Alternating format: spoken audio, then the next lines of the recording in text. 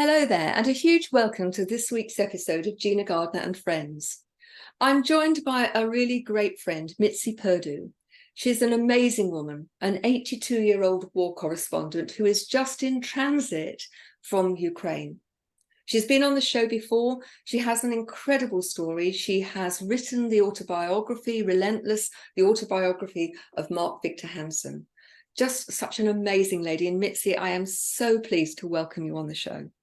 Well, you're the first person that I'm talking with since leaving Ukraine, and I'm as excited as can be to share some of the things that I got to see. So I know you've been invited out to the Ukraine a number of times, and in fact, we spoke about that last time you were on the show. I think for many people, the war in Ukraine is sort of something that's going on in the background, and where it was at the top of the news every day, it's sort of disappeared for many people. So talk us about how what the invitation was about to go back, and what you've seen and what you've heard, your personal experiences of what's going on out there. Well, my contact, all my trips have been sponsored by the Kyiv Region Police. Okay. And it came about because, just in case somebody hasn't heard the backstory of it, but exactly a year ago, I had written a story for Psychology Today about human trafficking in Ukraine. Well, General Nebitov from the Kyiv Region Police had written his master's thesis on human trafficking. So I got a Zoom call from him inviting me to come see for myself. And that began the first of 3 trips to Ukraine, and a 4th is in the offing. But this trip was quite different, because you mentioned that people are, the war in Ukraine sort of, I don't know, slipping into the background. I think I've just done something, possibly the best thing I'll ever do, to counteract that. And that is, some of our listeners will know about the Netflix series My Unorthodox Life with Julia Hart. Okay. All right, it's in the top 10 most popular reality shows ever. It's in 192 different countries and 32 different languages. So, at its best, she gets 70 million viewers. So, wow. Big deal, right? Yeah. Well, I told her about a month ago, maybe a little bit more, that I was going to Ukraine and that I was going to be learning about landmine clearance. And I asked her if she'd like to come. Well, she has a taste for adventure, and she came. A crew of 3 Netflix videographers, sound people, directors. I mean, it was fascinating to see how a reality show is filmed. And I'm okay, a little bit of something behind the scenes. If you go to My Unorthodox Life on Netflix, it looks very spontaneous, and in fact it is, except over and over again, there would be a scene. For example, she repeated the Diana walk through a landmine, through a landmine field. And I thought the first one was just fine. She sort of even, she doesn't look like Diana, but she was all kitted up like Diana was. And but they actually did it 3 times, filming from different angles and with drones. And it was just really interesting. But the end result is that I'm boasting now, but I think the best thing that I could ever possibly do for Ukraine is persuading Julia Hart to come and do an episode on it. Cool, no? It's amazing, because there is no doubt that visibility is so important when you're trying to help people demonstrate what's truly going on.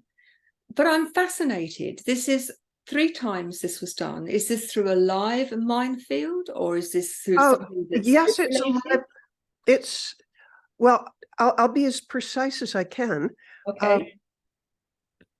Somewhere around 25 miles outside of Kyiv, there are at least 25 active landmine fields. And these are places that, they're popular places, like where people would go for picnics or collecting mushrooms. And the Russians, when they left, they were kicked out of Kiev. I'm losing track of dates, but probably 5 or 6 weeks after they had occupied these areas outside of Kyiv. And they weren't content just to leave. They booby-trapped all sorts of areas. And the field that we were in, it was, I'm going to, just eyeballing it, it was about the size of, let's say, a football field or a soccer field. And to clear a landmine field, I had no idea how painstaking it is. But here's the process. They have something that's a little like a giant lawnmower. I mean, imagine a lawnmower and 10 times bigger. Okay. And it's remotely operated. And the operator from it stands behind a 7-foot tall, 1/4-inch thick steel barrier. And he's holding something. It looks a little bit like somebody playing a game almost. And Okay. he can maneuver this this mower. And the point of the mower is you can't swing the metal detector if the grass is waist high. And so you mow down the vegetation first, and then every single square inch of that field, they're teams of 2, and there's one person who swings the detector, and the other behind them, you move forward 8 inches at a time, and the person behind the person swinging the metal detector hammers in with a mallet a little stake. It might be, I'd guess, like maybe a foot high, that shows, yeah, we've gotten this far. And then the detector will swing back and forth another time, and they move forward 8 inches. So every single inch of every field has to go through this. And the horror is, this is my biggest takeaway from my experience. The rule of thumb is, for every day the war goes on, it takes a month to clear the landmines. That means it might take 40 years at the current rate. And we look at war in the last century, and the way wars are played out are very different, aren't they? There have been lots of occasions where there has been conflict, and the aftermath is almost as devastating as the actual war in terms of injury and the need to focus resources on doing that before you can start to rebuild the ecology, if you like, of society. People having the infrastructure of water and electricity, because we know that's been very bad. Exactly. And rebuilding houses, setting up education, setting up industry, so people have got work so that they can feed themselves. And speaking of feed themselves, I've never even imagined as much evil as I believe I've come across, because right now Ukraine's economy depends on agriculture. It's the breadbasket of Europe, possibly the world. 40% of the prime agricultural land is unfarmable right now because it's been seeded with landmines. The Russians have these machines, and looking at videos, I could guess that there are hundreds of these machines, and they can be 13 miles away from a prime agricultural field, and they can shoot off volley after volley of cluster bombs, so that, like, one rocket is headed towards one field, it can have 175 landmines in that one rocket, and then they've got like 50 rockets, and then they can load up and have more.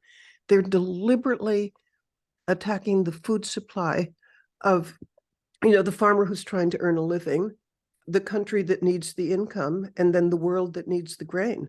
Does it get worse than that? Well, I suppose it does, but it sure caught my attention. I think for those of us that are not actually under the duress of war, it's actually quite difficult to take on board the magnitude and the horror. Now, I'm very conscious we've got to go for a short break, but I think when we are having our break, one of the things that I would suggest as listeners, that be grateful for the life that you have, that you are not living under that duress. And I think part of that is, thinking about how do we help, not just now, but in the rebuild after one can only hope that the war finishes. And it's not just this war, is it? I mean, there's wars in many places around the world. How do we do things so that we can actually help people rebuild lives? So don't go away. Have a think about that, but please join us back after the break.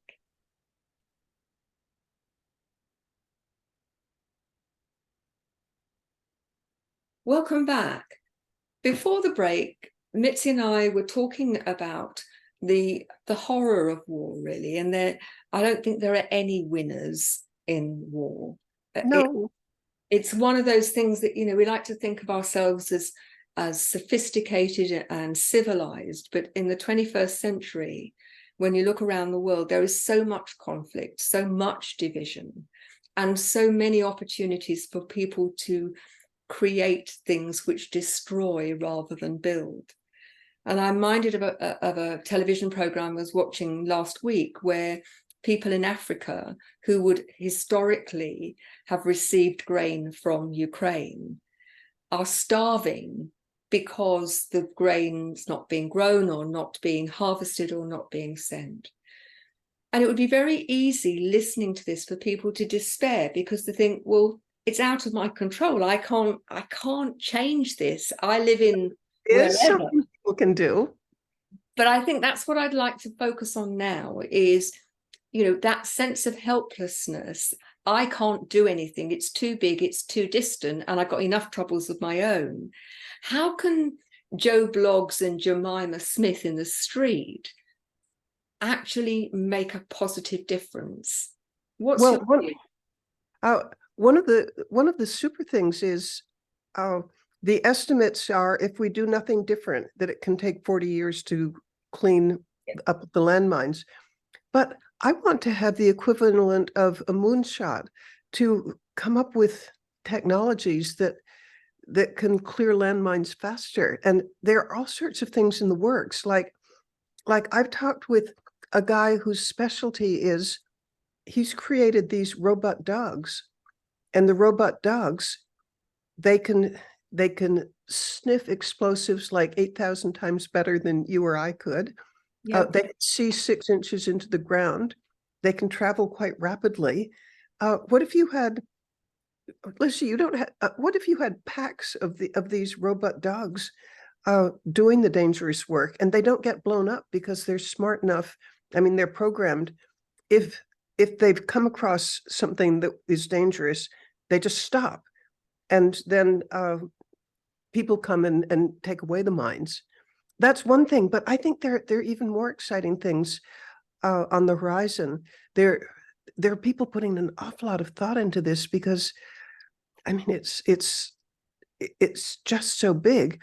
And anybody who wants to help, I've created a crowdfunding source. It's donorc.com/Ukraine. And all the money goes to the Halo Trust. And by the way, if you're old enough, you know about Halo, even if you don't know that you know about it, because it was Halo who was the one who sponsored the Princess Diana walk through a minefield. They were the ones that did it.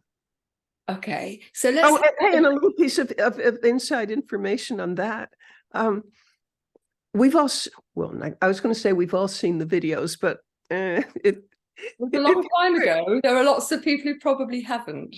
Yeah. I mean, if you're our age, you've seen it because it was just iconic. It was a beautiful princess walking through something where a wrong step and you could blow up. Well, do you realize that she had to shoot it several times? It wasn't just one walk through. So there's the parallel between that time and when you were there in Ukraine a few days ago. The old saying that necessity is the mother of invention, I think is so apposite here. If you think about war in the past, First World War and Second World War particularly, I'm thinking of, perhaps that's because I'm more familiar with those. the number of technological advances and medical advances that were created because people were trying to help those who'd been injured in the war, burnt, for example, if you think about the First World War particularly, and pilots in the Second World War. If we as a collective put our ingenuity, our creativity, our collaboration together to stop the damage being any bigger than it needs to be, to actually help these nations. Ukraine we're talking about, but there are other nations where there's just as big a problem. Just think what a different world it would be. And I think it's possible because, all right, I'm going to tell something that's kind of blue sky. I don't know if it will actually happen, but I've heard people talk about it. What if you could have drones fly over a field, and instead of having somebody go inch by inch like what I saw, you could have a drone going 100 miles an hour and processing the information real fast. And actually, what I've described so far exists. But what might be fabulous, and what I've heard people talk about, is what if that drone could like fire, I don't know if it would be a laser or what, they detect a drone and then they detonate it. And I think that's, I don't think we've got the technology yet, but I know people are talking about it. So, the news is both grim and horrible, but maybe a little hopeful. So please come to donorc.com/Ukraine. And even a $5 donation or a £5 donation makes a huge difference, including that I get to tell people in Ukraine, look, here are people from all over the world who are wishing you well and pulling for you.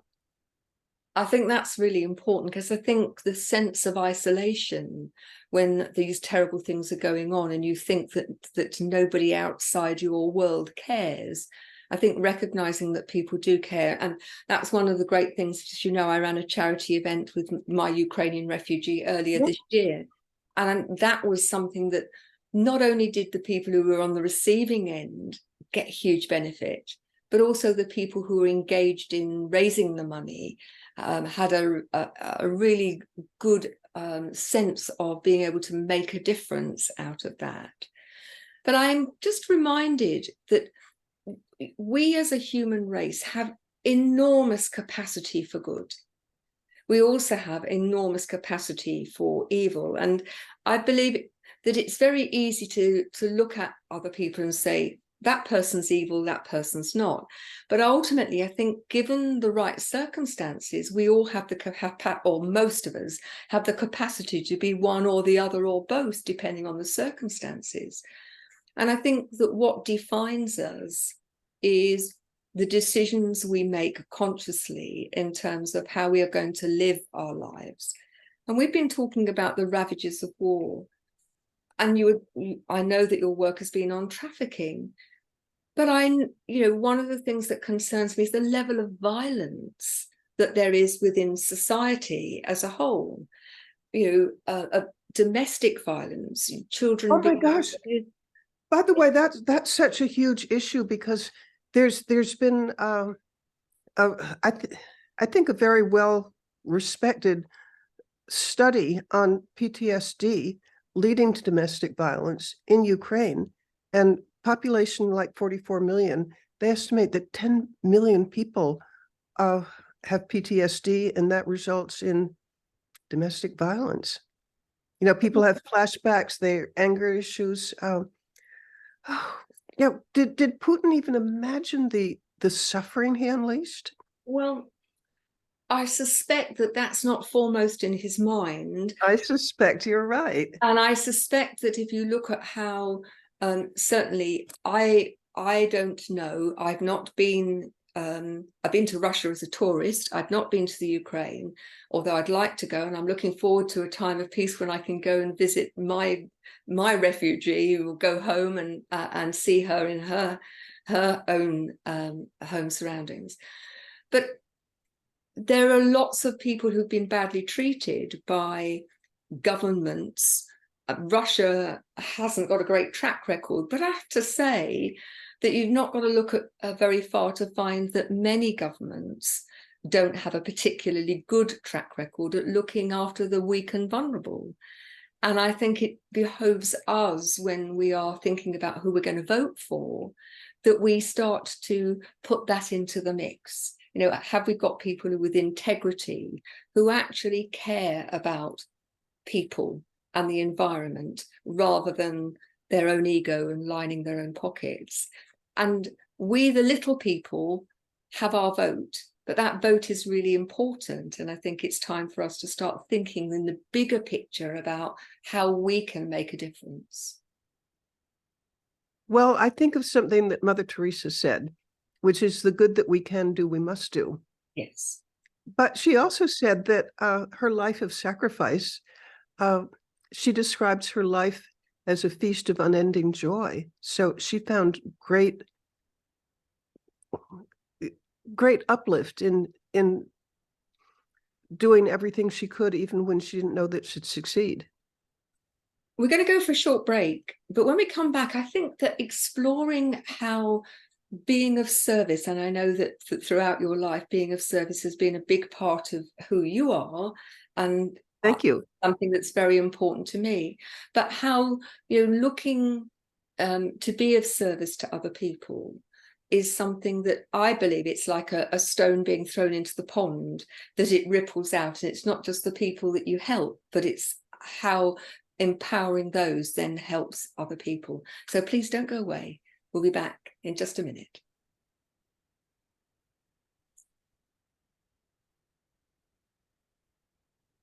Welcome back.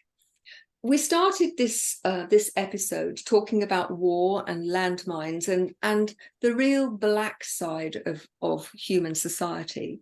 And I'd rather like to pull it into something much more positive, because yes. I think every one of us has the opportunity to be kind.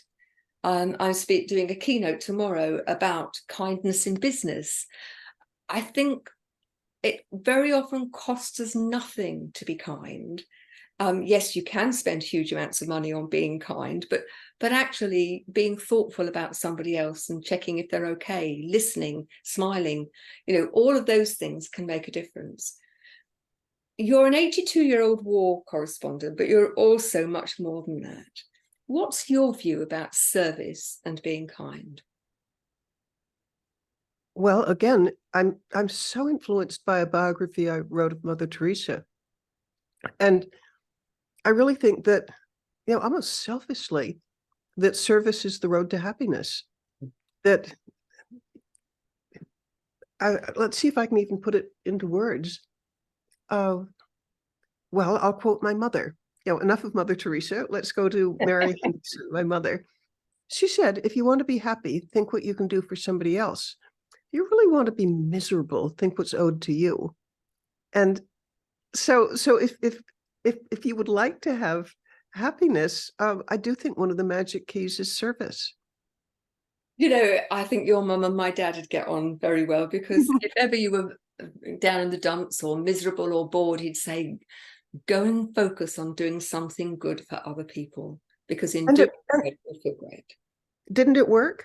Yeah, absolutely. Absolutely. And for me, I think that the opportunity to help other people is so enriching to our own lives, but also that energy that goes out, that vibration, I think, expands. And so asking, you know, people if they to pay it forward, you know, giving people a leg up, and then also then wanting to help other people, I think is the way that this world needs to go and can make a huge difference. Yeah, I want the good people to win. Absolutely. Definitely.